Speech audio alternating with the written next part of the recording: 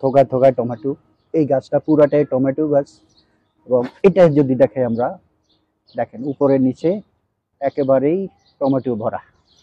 এইভাবে কিন্তু প্রত্যেকটা গাছে ঝোপালো টমেটো। এই বেডের ভিতরে আমাদের 3টা সবজি করা হয়েছে। এটার অবস্থা দেখেন, বিশাল বিশাল বেগুন হয়ে রয়েছে। এগুলা 2-3 দিন পর পরে কিন্তু মোটামুটি খাওয়ার উপযুক্ত হয়ে যায়। এই যে বেগুন, এখানে শালগম, মরিচ, পালং শাক, টমেটো এগুলা করা হয়েছে। আসসালামু আলাইকুম, আমি আহমেদ কবির, কবির সাহেবের ছাদ বাগান থেকে আপনাদেরকে জানাচ্ছি আন্তরিক শুভেচ্ছা অভিনন্দন। আজকে 14ই ফেব্রুয়ারি 2025। তো এই শীতকাল প্রায় শেষ। ঢাকা শহরে শীত এখন নাই, হয়তো গ্রাম অঞ্চলের দিকে কিছু শীত থাকতে পারে। তো এই সময়ে বাগানে কি কি শাকসবজি আছে এবং পরবর্তীতে আমরা কি করব বা কি ধরনের সবজি উৎপাদন করব, আমরা সেই ব্যাপারে আজকে কিছুটা আলাপ আলোচনা করব। তো প্রথমে আজকে এখন আমার বাগানে কি কি আছে আমি আপনাদেরকে দেখাচ্ছি। প্রথমে আমি দেখাবো আমার এই টমেটোর বাগানটা। আপনারা দেখতে থাকেন। এটা হইলো চেরি টমেটো। আপনারা হয়তো অনেকে চেরি টমেটোর সাথে আপনার পরিচিত কিনা। আমরা যদি এদিকে আসি তাহলে দেখেন থোকায় থোকায় টমেটো। এই টমেটোগুলা থোকায় থোকায় ধরে এবং চেরি টমেটোর বৈশিষ্ট্য হইলো গাছগুলা কিন্তু অনেক বড় হয়। দেখেন এই গাছেটা আমি হইলাম 5.5 ফিটের থেকে একটু বেশি, আর আমার গাছ কিন্তু আমার থেকেও বড়। এটা হইলো চেরি টমেটোর বৈশিষ্ট্য। এই জন্য চেরি টমেটো লাগাইতে হইলে সেটাকে মাচা দিতে হয় এবং এটা বেশ দেশীয় যে সাধারণ টমেটো সেগুলোর থেকে এটা একটু দীর্ঘজীবী হয়। আমরা নিচের দিকে যদি দেখাই, এদিকে আসেন, ক্যামেরাটা এইদিকে ঘুরান। আমরা যদি এখানে বসি দেখাই, দেখেন ভিতরে ভিতরে কিন্তু মাশাআল্লাহ এই যে আমার গাছগুলা টমেটো পাকা শুরু হয়ে গেছে এবং গাছগুলা বেশ মাশাআল্লাহ একেবারে ফ্রেশ সতেজ গাছ। এই তো গেল চেরি টমেটোর কথা। এরপরে আমি দেশি টমেটোটা যদি দেখাই, আসেন এদিকে আসি, আমরা ক্যামেরাটা এখানে ধরি। এই হলো আমার দেশি টমেটো। দেখেন এগুলা, এই যে টমেটোর অবস্থা দেখেন, থোকায় থোকায় টমেটো। এই গাছটা পুরাটাই টমেটো গাছ এবং এটা যদি দেখাই আমরা, দেখেন উপরে নিচে একেবারেই টমেটো ভরা। এইভাবে কিন্তু প্রত্যেকটা গাছে ঝোপালো টমেটো। এটা হলো আমাদের দেশিটা। তো এখানে আমি এই যে দেখেন টমেটোর অবস্থা, এক থোকাতে তো আধা কেজির উপরে আছে। তো এইভাবে এখানে দুটো জাত করা হয়েছে, একটা হলো চেরি টমেটো আর একটা হলো দেশি টমেটো। এবার আমরা দেখাবো, আপনি ওই পালং শাক দেখান দর্শকদেরকে। এরপরে আছে পালং শাক। আমরা যদি পালং শাকটা দেখাই, আমার এখানে বেডের মধ্যে এটা 2টা পার্ট আছে। এদিকে আসেন, দেখেন পালং শাক দেখেন। এই নেটটার ভিতরে আছে পালং শাক এবং বেশ সুন্দরভাবে উঠতেছে পালং শাকগুলা মাশাআল্লাহ। তো এটা হলো পালং শাক, সাথে মরিচও আছে। আর বেডের এই পাশে যেটা, সেটা করেছি আমি শালগম। আপনারা দেখেন শালগম, এবং শালগম গোড়া থেকে মোটামুটি মোটা হয়ে উঠতেছে। শালগম সাধারণত মাটির উপরে হয়, গোড়ার দিকে মাটির উপরে হয়, এবং এখানে মরিচও আছে।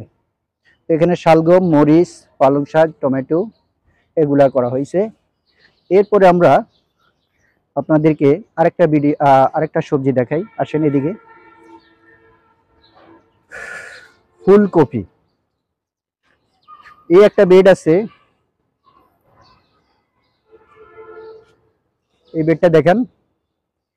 এই বেডের ভিতরে আমাদের 3টা সবজি করা হয়েছে। আসেন কাছে আসি, দেখেন এখানের মধ্যে পাতাকপি আছে, এখনো আমার ছাদে পাতাকপি আছে, দেখা যায়। হ্যাঁ, পাতাকপি আছে। তারপরে এখানেও শালগম আছে। আর আরেকটা জিনিস আছে, আমি ওই পাশে যাইয়া দেখাই। আপনি এখানে ধরেন, এটাকে বলা হয় বিট। এই যে লাল যে গাছগুলা দেখা যাচ্ছে, লাল গাছগুলা, হ্যাঁ, এগুলাকে বলা হয় বিট। তাহলে এখানে বিট আছে, বিটরুট যেটাকে বলা হয় আরই সাধারণত বিটরুট, পাতাকপি, শালগম। এগুলা যখন উঠে যাবে তখন এখানে আমরা উচ্চ ফলনশীল ডাঁটা করব, যে ডাঁটাগুলোর উচ্চতা হবে 7 থেকে 8 ফিট এবং মোটা। তো ওই ডাঁটাটা আমরা করব এই সবজিগুলো উঠার পরে, এবং সেটা হবে গ্রীষ্মের সবজি। তারপরে আসেন, দেখেন আমাদের বেগুন। আসেন আমরা আজকে দর্শককে দেখাই আমাদের ছাদে কি পরিমাণ বেগুন হয়েছে ছোট ছোট গাছে। এই যে এই লাইনটা দেখান, আপনি এখানে এখানে আসেন।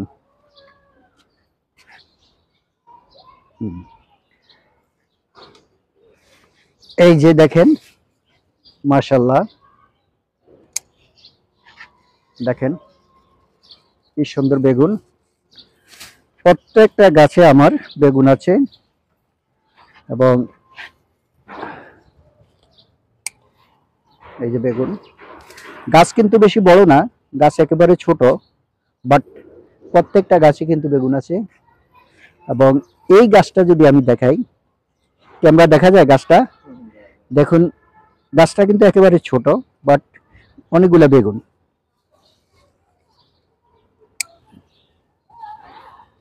বেগুন গাছের পরিশ্রম কম, পরিচর্যা কম, জাস্ট একটু লাগানোর সময় একটু খাওয়া দিয়া, তারপরে একটু টাইম টু টাইম পানি দিলে কিন্তু আর কিছু লাগে না। দেখছেন একদম ফ্রেশ বেগুন। আপনারা ইচ্ছা করলে বেগুন লাগাইতে পারেন, এবং বেগুন লাগাইতে কোনো টবের প্রয়োজন হয় না। যে কোনো সিমেন্টের ব্যাগ অথবা এরকম পলিথিনের মধ্যে কিন্তু আপনি বেগুন লাগাইতে পারেন, আর সুন্দর গাছ হবে। তারপরে এই যে দেখেন ভিতরে ভিতরে কিন্তু বেশ ভালো বেগুন হয়ে আছে। আমরা সাধারণত এই শীতের শুরু থেকে এই পর্যন্ত আমরা কিন্তু কোনো সবজি কিনি নাই।